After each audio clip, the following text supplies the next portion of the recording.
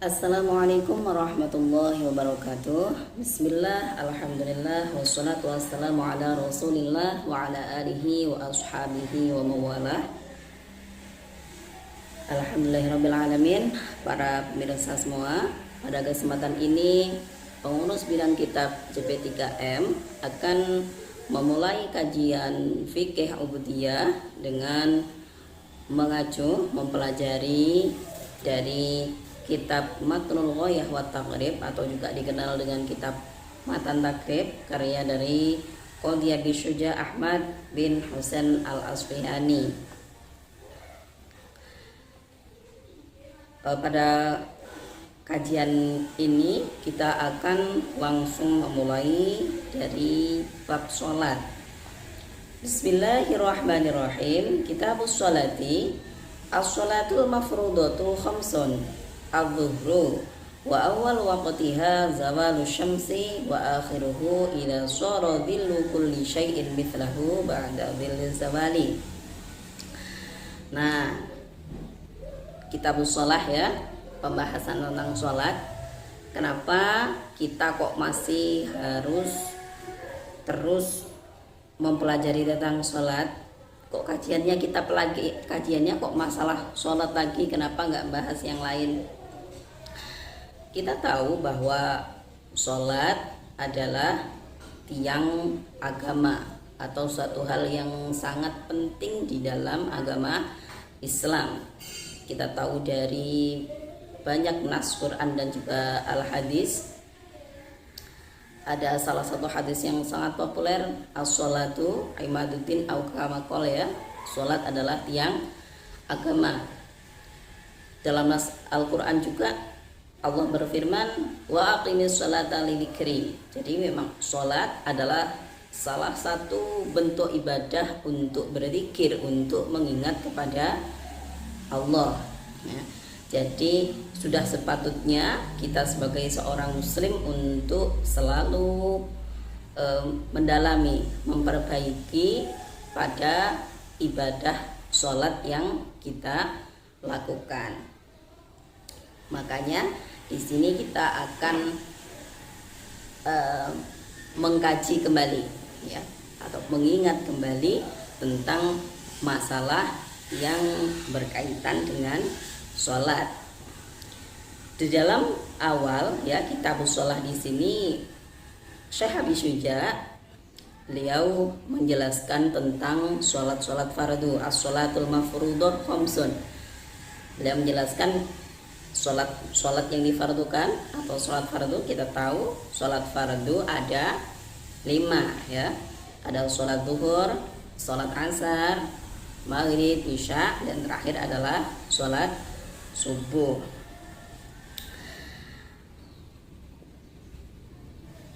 Awal waktu zuhur ya.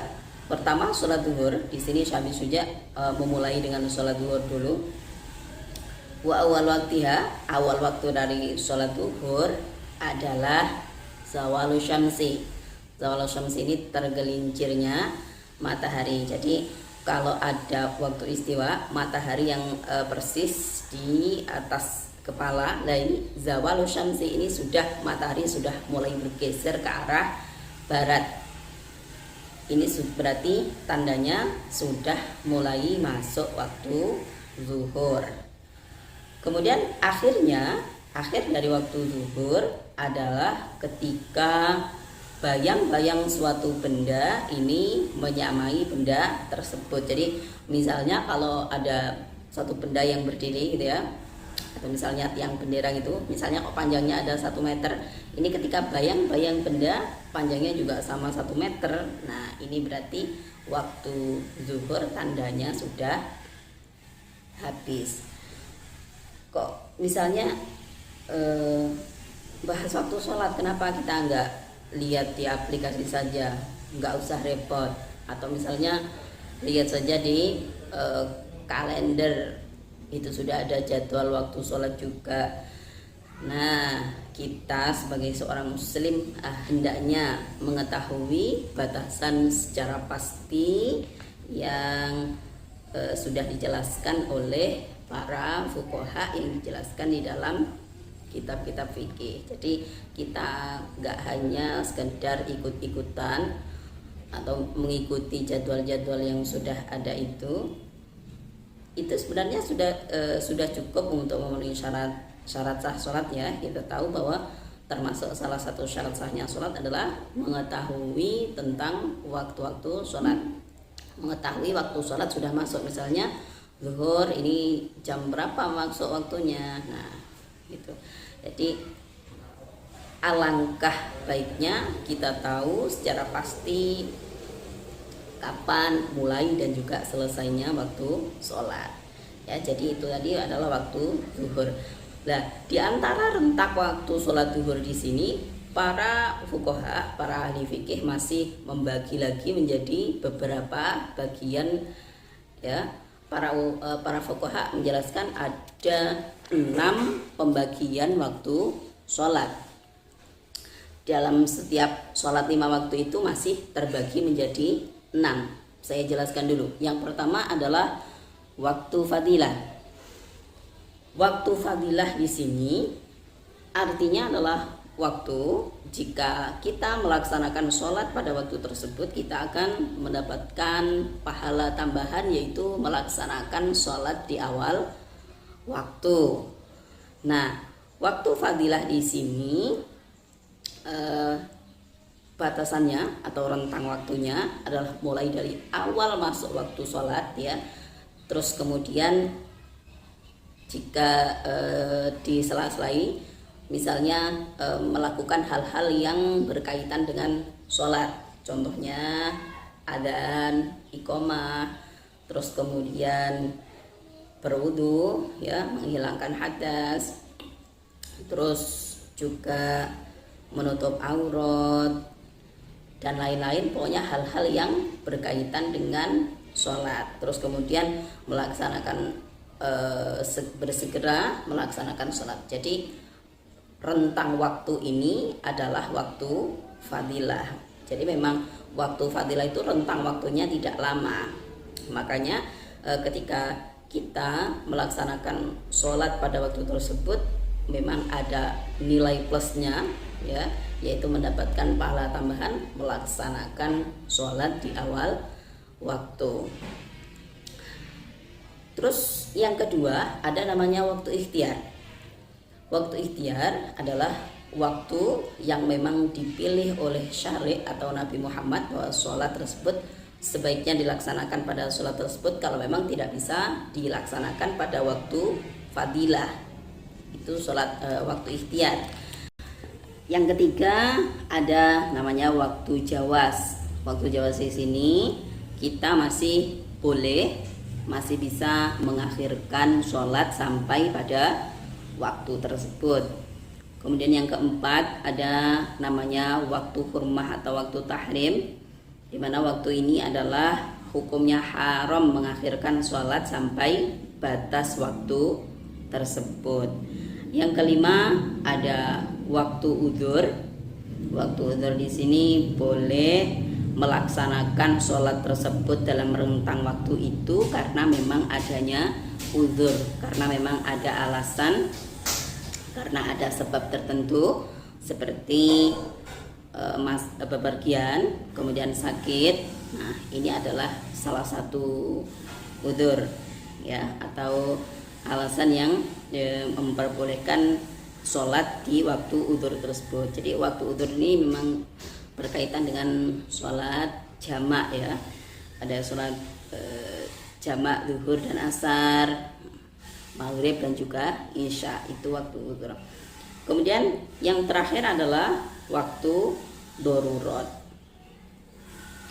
Waktu darurat ini adalah akhir dari setiap waktu sholat sampai hilangnya atau sampai hilangnya hal-hal yang menyebabkan kalau ada mani sholat ya, ada hal-hal yang menghalangi diperbolehkan sholat, dan waktu tersebut masih cukup digunakan untuk takbiratul ihram atau minimal bisa digunakan untuk takbiratul ihram. Ini namanya waktu darurat. Jadi waktu darurat itu misalnya kalau waktu zuhur itu sudah tinggal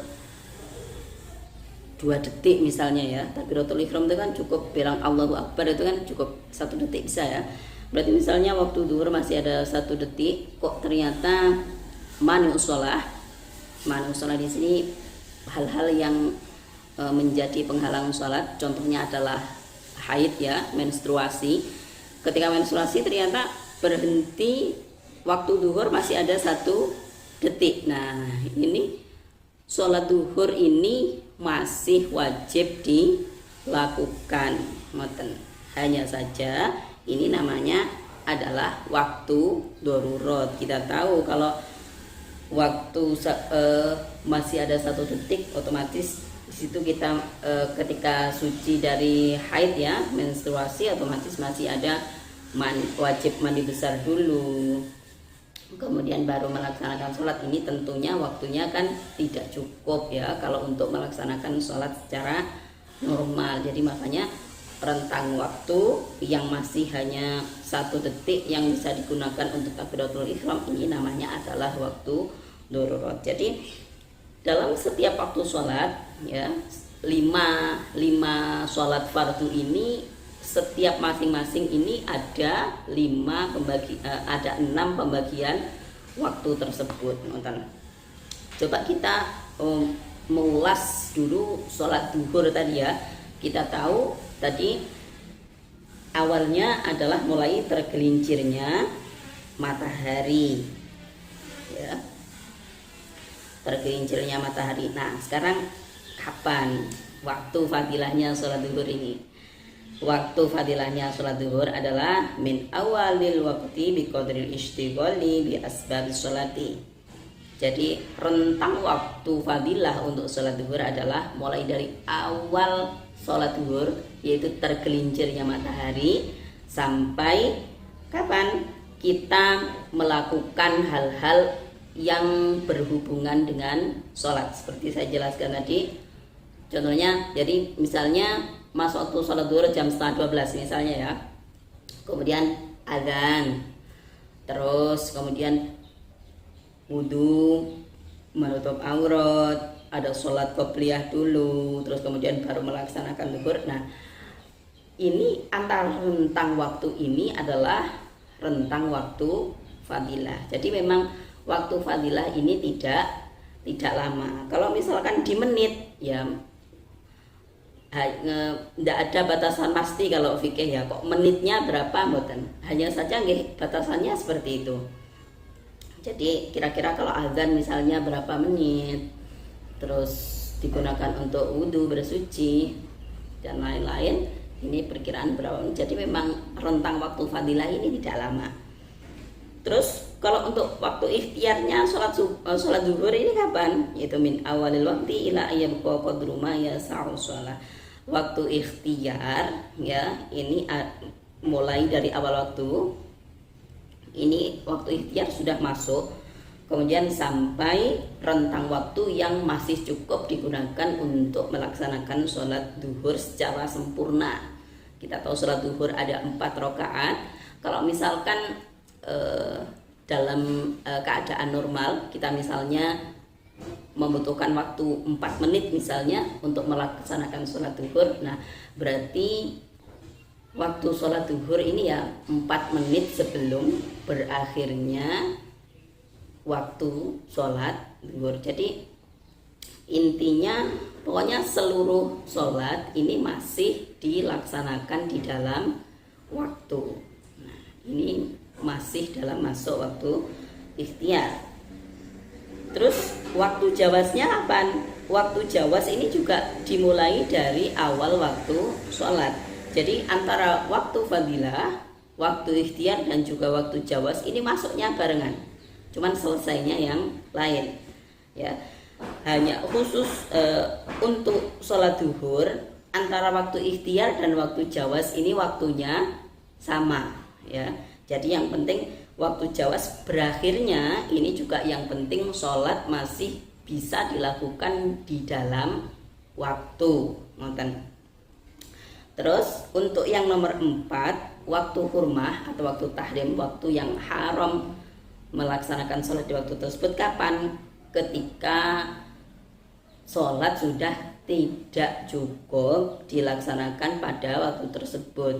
Jadi misalnya kita contoh tadi ya, kita membutuhkan waktu 4 menit untuk sholat duhur misalnya. Ini jam 3 sudah selesai ya, jam 3 masuk asar misalnya. Ini waktu tinggal 3 menit atau 2 menit. Ini berarti sebagian sholat masih duhur, kemudian berapa rakaat yang lain sudah masuk waktu asar. Ini berarti inilah sudah masuk waktu tahrim. Jadi waktunya sudah tidak mencukupi untuk melaksanakan sholat secara sempurna di dalam waktu. Jadi ini sudah mendapatkan hukum dosa ya, karena haram hukumnya, karena sudah melewati batas waktu sholat. Terus kemudian kalau waktu udurnya kapan? Sholat duhur itu adalah waktu asar secara keseluruhan. Ini karena memang kaitannya dengan sholat jamak ya. Jadi sholat duhur bisa dijamak dengan sholat asar. Jadi makanya waktu udur untuk sholat duhur adalah seluruh waktu dari sholat asar. Kemudian yang terakhir ada waktu darurat untuk sholat duhur. Ini kapan? Kalau waktu tadi cukup digunakan untuk takbiratul ihram, tapi ini khusus bagi orang-orang yang sedang ada mani'us shalah, atau memang dia mengalami atau terjadi hal-hal yang menghalangi dia diperbolehkan untuk sholat. Jadi ketika mane ini hilang, ini waktunya hanya cukup digunakan untuk takbiratul ihram. Ini namanya adalah waktu darurat. Waktu daruratnya sholat duhur gitu ya. Jadi saya contohkan tadi seperti orang yang haid atau nifas. Jadi sucinya adalah masih hanya cukup untuk takbiratul ihram. Nah, disinilah waktu yang cukup untuk takbiratul ihram, ini namanya adalah waktu darurat. Jadi makanya waktu darurat di sini akhirnya dia masih tetap melaksanakan sholat zuhur, meskipun nanti cara melaksanakannya adalah dengan cara qadha, karena sudah jelas tidak mungkin dilaksanakan dengan cara ada atau melaksanakan sholat tepat pada waktunya. Kami kira pembahasan tentang waktu sholat kami cukupkan sekian. Wallahu a'lam bishawab. Assalamualaikum warahmatullahi wabarakatuh.